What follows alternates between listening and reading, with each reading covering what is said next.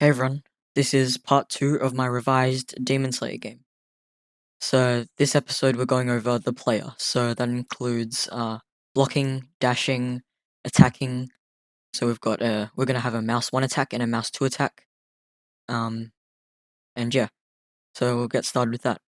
So over in starter player and starter character scripts, we'll make a new script. New script called player, and then we're going to make 3 local scripts.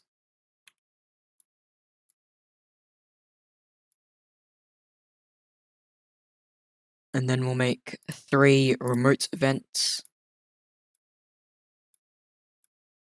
And then 8 animations.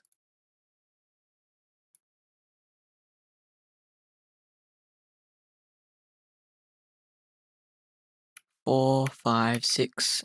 Oh. 4, 5, 6, 7, 8. And last of all, a Boolean value. Alright, so this Boolean value is going to be is blocking. So this will just be a value, true or false, which will show whether our player is blocking or not. So if our player is blocking, we'll set it to true. If it's not, if the player is not blocking, we'll set the value to false. And then these 3 local scripts, one will be for attacking, one will be for blocking, and one will be for dashing. And each of these local scripts will fire a remote event. So we'll name these attack, block, and dash. And then these remote events, when they're fired, they'll be picked up by this player script. And then our animations, we're going to have a block anim, a dash forward, a dash backward, a dash left, a dash right, and then we'll have our mouse 1 swing 1. So this will be when we left click our basic attack. We'll have 2 different swings for that, and then we'll have our M2 swing, which will be like our finishing swing. Alright, so we're gonna start with the attacking local script. So the local M1 cooldown equals 0.4. So that'll be when we use our normal attack, it'll be 0.4 seconds between attacks. And then local M2 cooldown equals 1.5. And enabled equals true. This will just be like our cooldown, our boolean that we check for when we're attacking. So if it's true, then we can attack. If it's false, then we can't attack. That just prevents the player from being able to spam. So uis.input began :connect function. We actually need to define local uis equals game : get service user input service. Right, :connect function input, and then if not enabled, then return end. So if enabled is false, then we exit the function. We don't want to attack because our cooldown isn't over yet. But if it is true, then it'll go on to the next line and we'll set it to false. We'll also make a variable here called combo and we'll set it to true. Alright, so the combo will just be, if it's true, then we'll do our swing 1. If it's false, then we'll do our swing 2. That'll just be a way we can alternate between swing animations. So then we set combo to not combo. So if it's false, then it'll be true. If it's true, then it'll be false.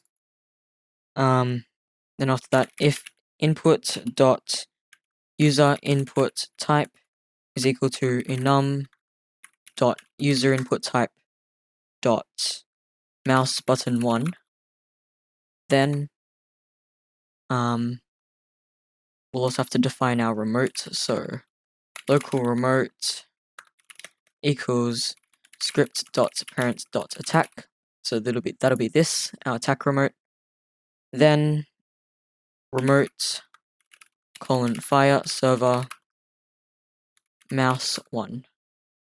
So we'll let the server know that we're firing our mouse 1 attack. Alright, then after that, local anim equals script dot parent dot m1 swing 1. But if combo is true, then anim equals script dot parent dot m1 swing 2. End. So basically, by default, our animation will be the swing 1, but if combo is true, then the anim will be the swing 2. If combo is not true, if combo is false, then this line won't run and our animation will be the swing 1. Alright, so after that, local play anim equals we actually need to define local car equals game dot players dot local player dot character, and then here local play name equals car dot humanoid load animation anim, and then play anim play. And then once that's over, we'll wait M1 cooldown. Right, so that's our mouse 1 attack.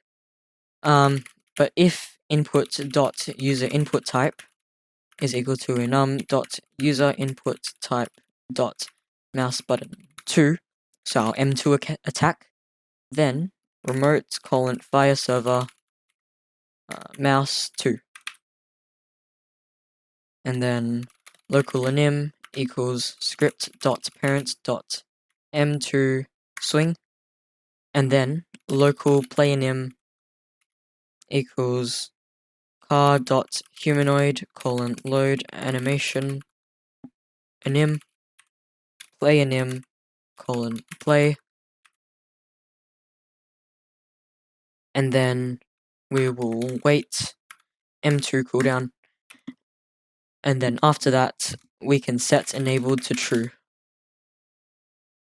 So basically we'll just if the input type is mouse button 1, then fire the server, get the animation, play the animation, wait the mouse 1 cooldown, and then this won't run because the user input type isn't mouse button 2, and enabled will be true. But if the user input type is mouse button 2, then this will run, this won't run, and we'll only wait the mouse 2 cooldown, and enabled will be true. So that's how attacking local script. This will work. Our animations will play when we Alright. We need to change this to wait for child.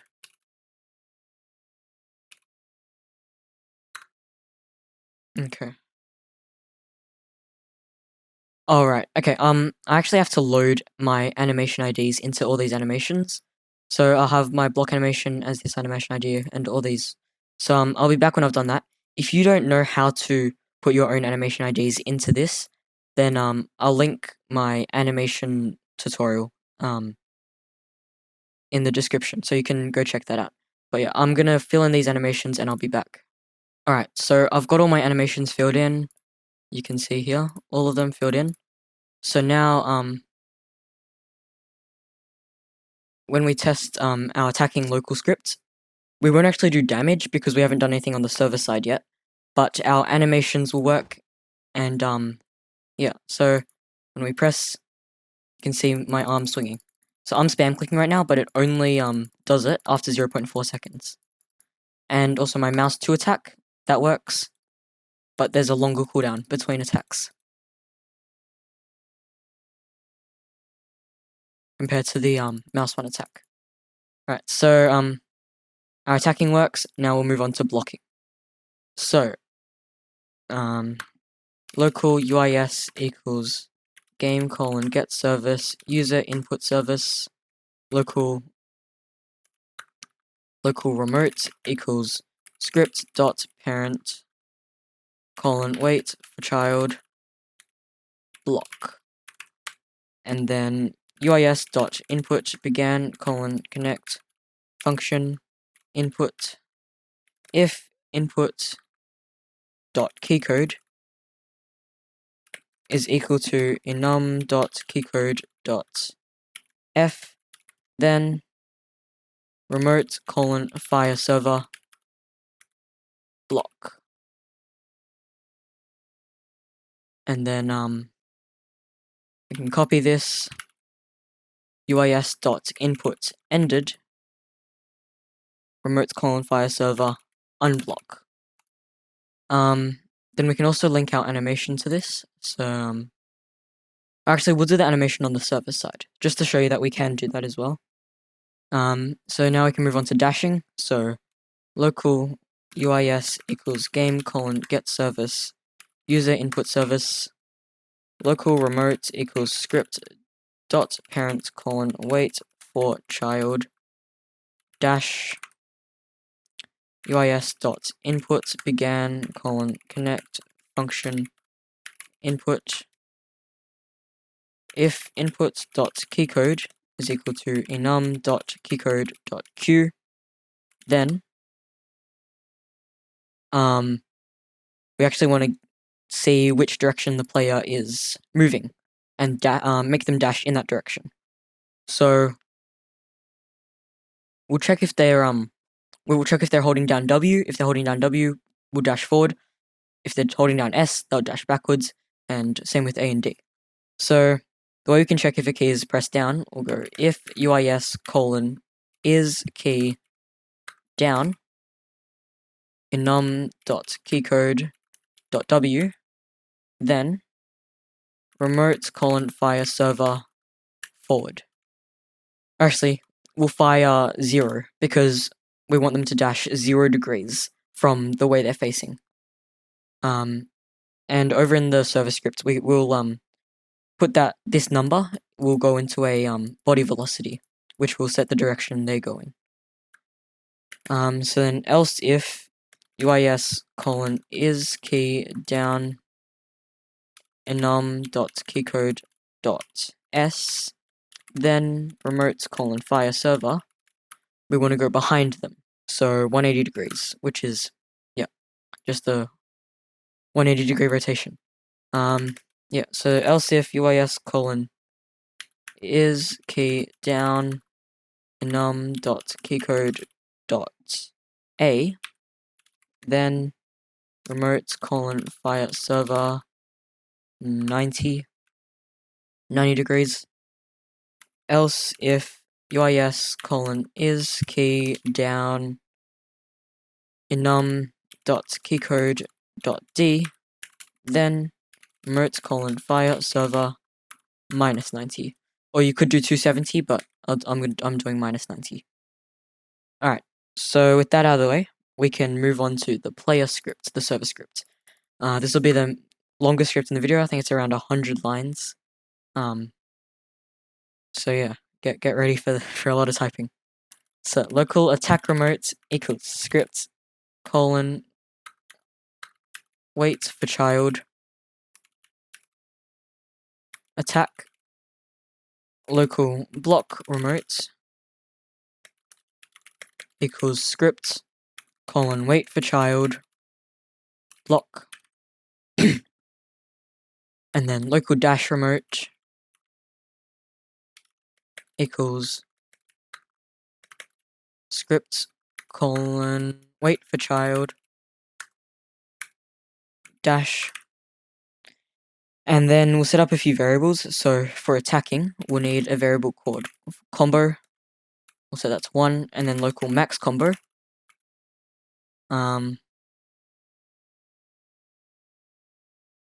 equals 5.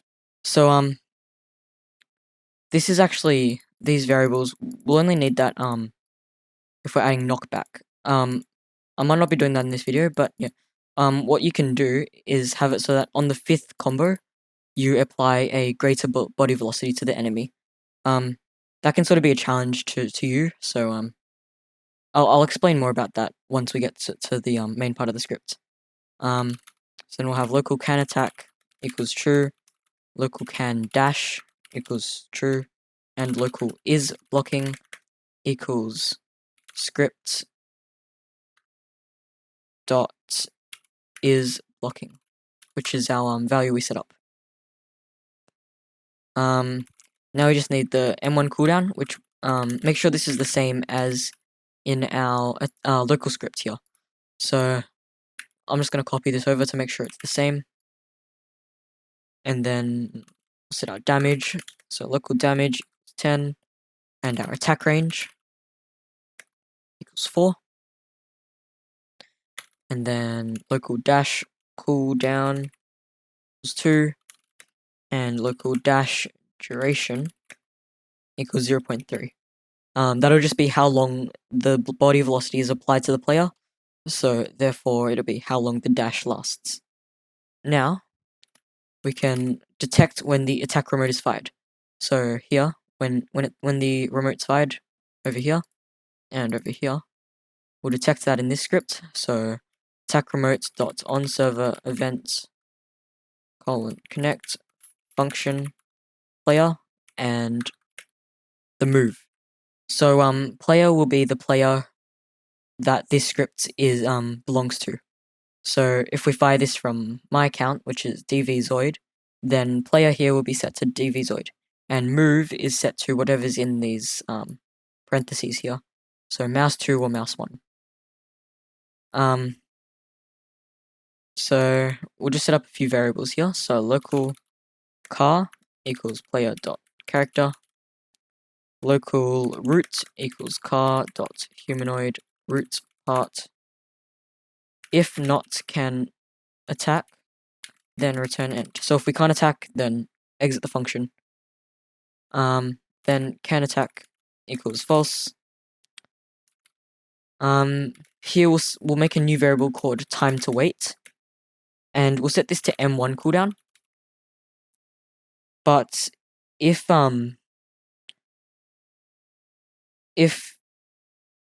move is M2, then we'll set this time to wait to 1.5.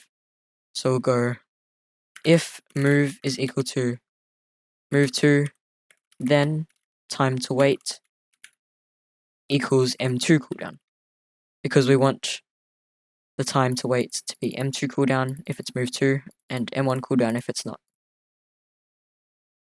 Alright, and then here we'll also set local damage to damage.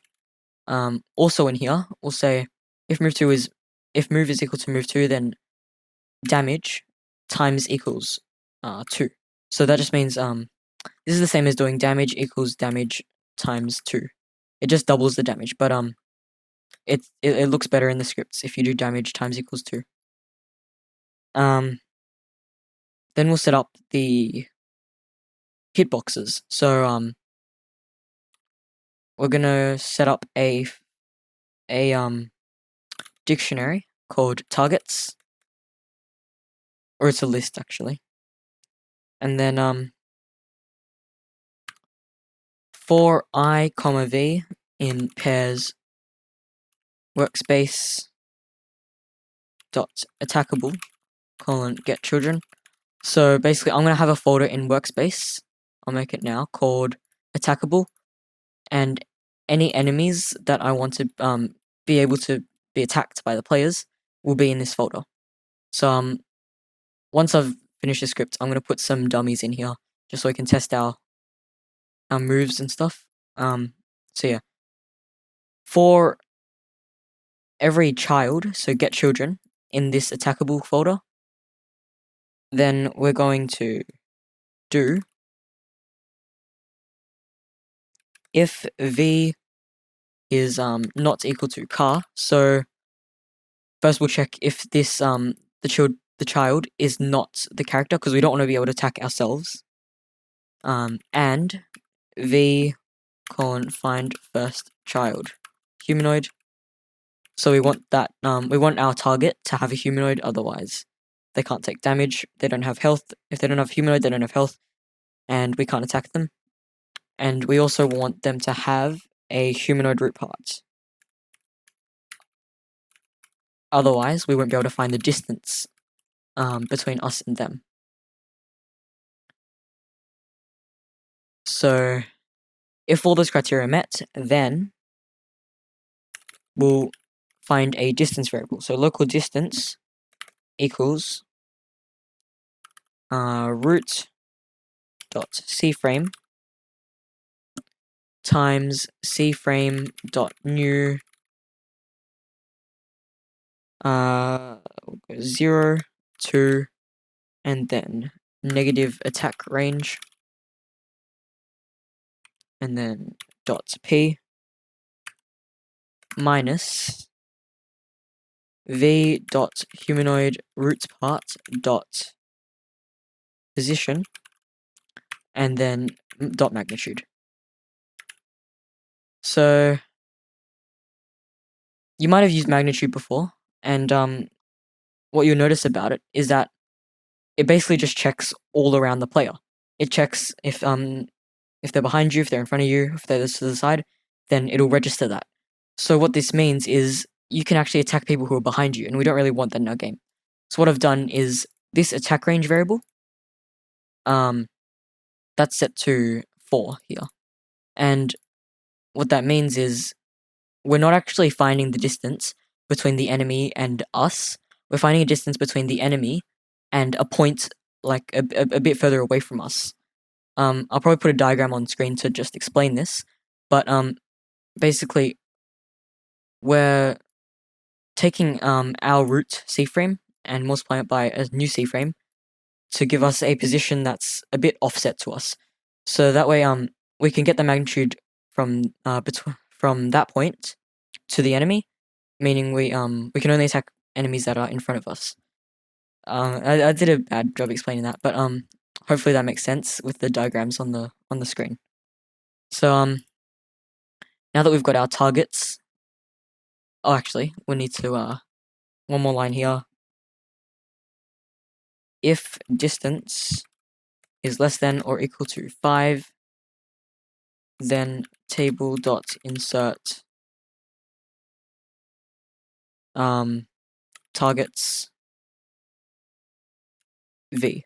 So it just puts if everything here is met, the distance, the car, all this, then the enemy that we're testing it on is added to targets.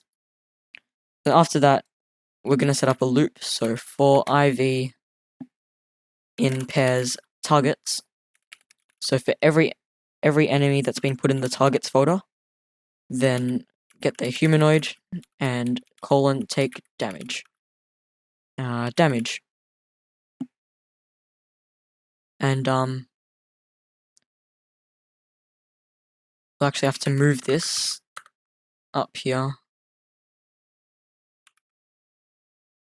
And then wait time to wait and can attack equals true.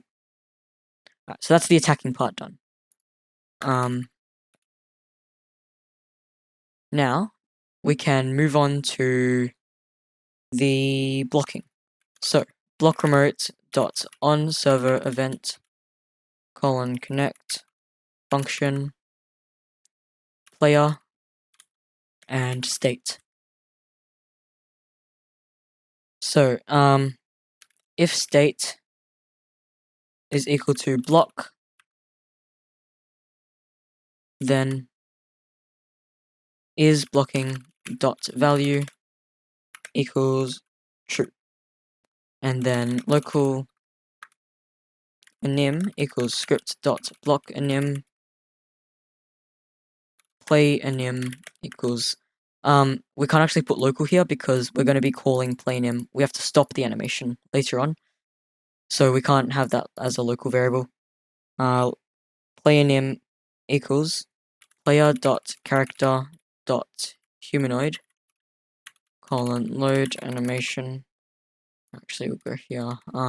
Local car equals player.character, and then we can change this to car. Character.humanoid load animation anim, and then play anim play. And then if state is equal to unblock. So you'll notice in our blocking local script, when input began, so when we press down F, then it fires block. When we release F, then it fires unblock. So while F is held down, we want the animation to be playing. While it's when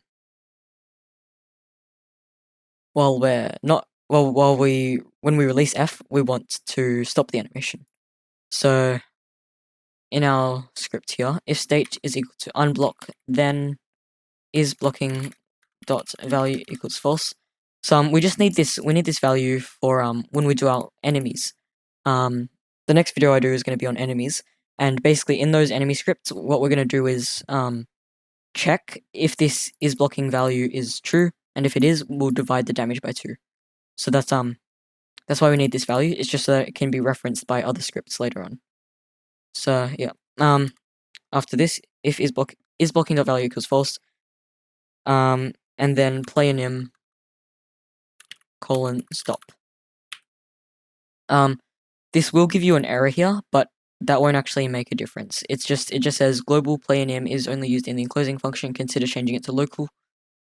But then if we change it to local, then this gives an error, unknown global play anim. So it's a bit stupid there, but yeah, don't bother with that error. Okay, now I can move on to the dash remote.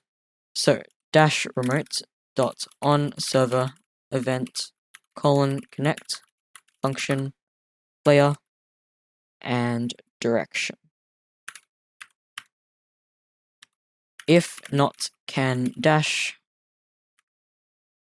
then return end, and then can dash equals false, and then local car equals player dot character, and local root equals car find first child humanoid root part.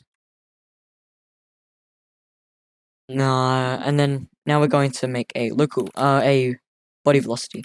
So bv equals instance dot new body velocity, and then we'll have a second parameter for the parent, which is the root. What a body velocity does is it just moves something in a direction, and that's basically what a dash is. So it's perfect. So we've got to set the max force. So we'll just set this to a big number. So vector 3.new 111, and then we'll multiply this by 30,000,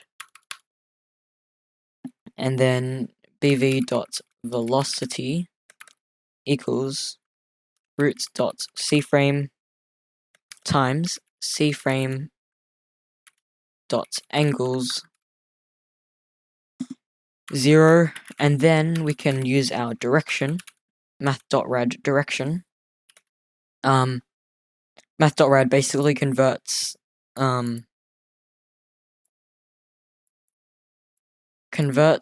the this value. It's normally some other form of angle measurement that I've forgotten the name of, but basically it converts that into a into degrees.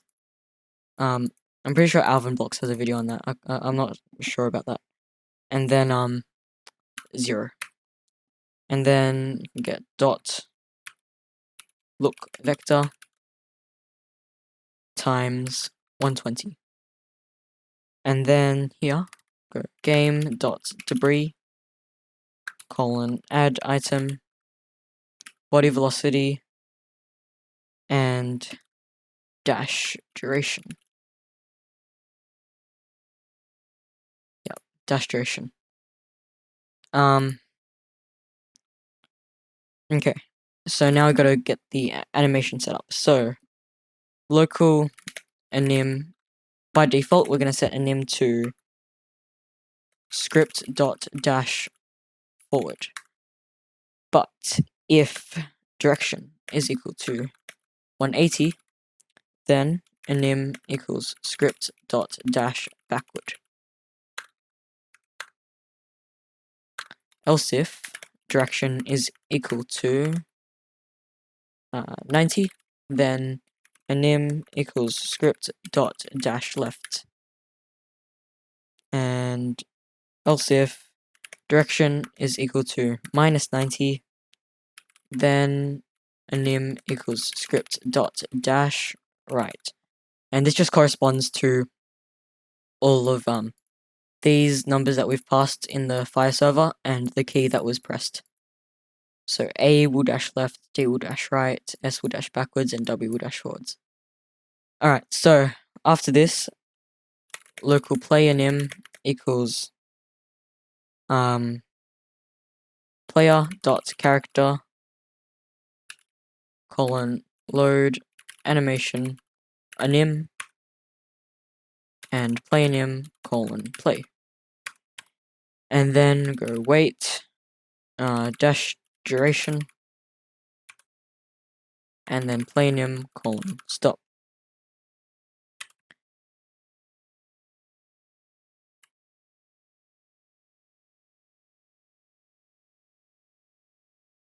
Okay.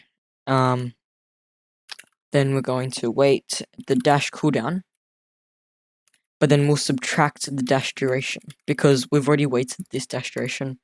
We want to subtract that from dash cooldown. Oh, I've actually gotten a D in there. Dash cooldown. Not that it matters, but just for readability. And then can dash equals true. So that's everything. Actually, we've also got to weld a sword to the player's hand. Alright, so I've got this katana model here. It's just a model with blade, hilt, and katana all welded to each other. And the primary part is katana. That's going to be replicated storage. And then in server script service, I'm going to have a script called weld sword. And then, yeah, I'll just type up a weld script. So whenever a player is added, connect a function. When the player has a character added, we'll connect a function.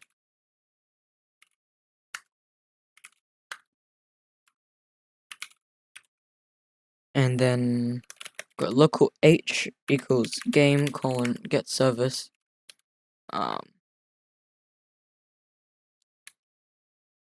Actually, yeah, we'll put this in server storage. So game colon get service, server storage,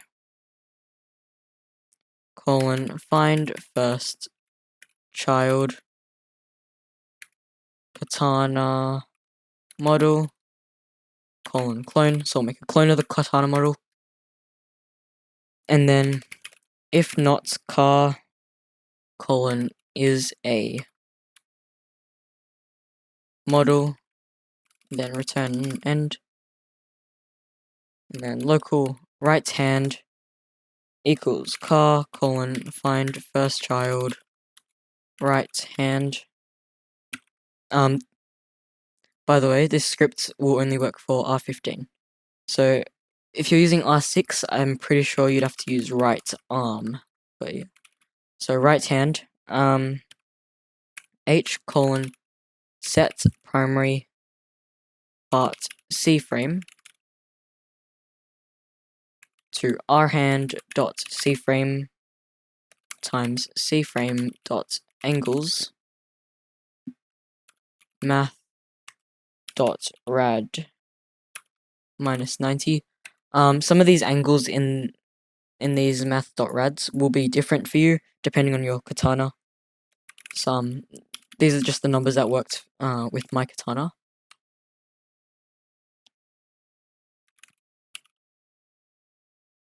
And then yeah, after that, local weld equals instance dot new weld. So here we just need to make a weld so that we can a weld is basically like glue, so we want to stick together the right hand and the katana.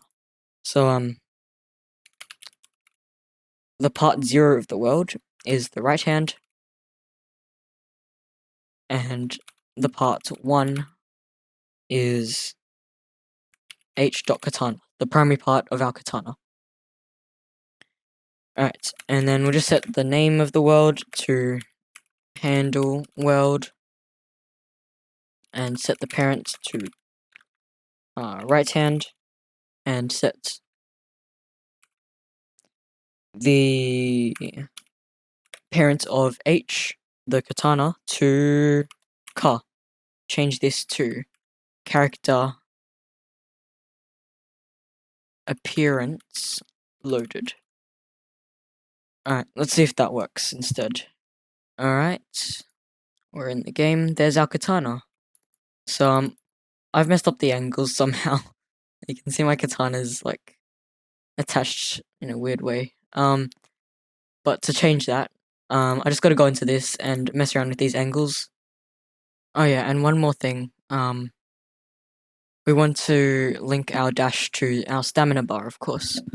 So the way we can do that is yeah, local stamina equals player dot character dot humanoid dot stamina, and local stamina cost equals let's just say 10, and then if stamina is less than stamina cost,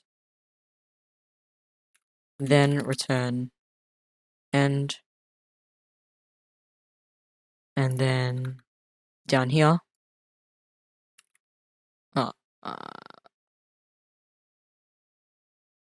if stamina dot value, if and then down here stamina dot value minus equals stamina cost. Okay, so we can test this. I have made a few changes since I originally recorded the video. It might look a bit different. So yeah, I've just added some frames to the bars down there. But yeah, I forgot to do this when I was recording, so now when I dash, there, it's taken away some of our stamina. There, dash, stamina gone. Dash, stamina gone. So yeah, that's it. If you enjoyed this video, I'd appreciate a sub, a like. It helps keep me motivated to make more videos like these, and until next time, see ya.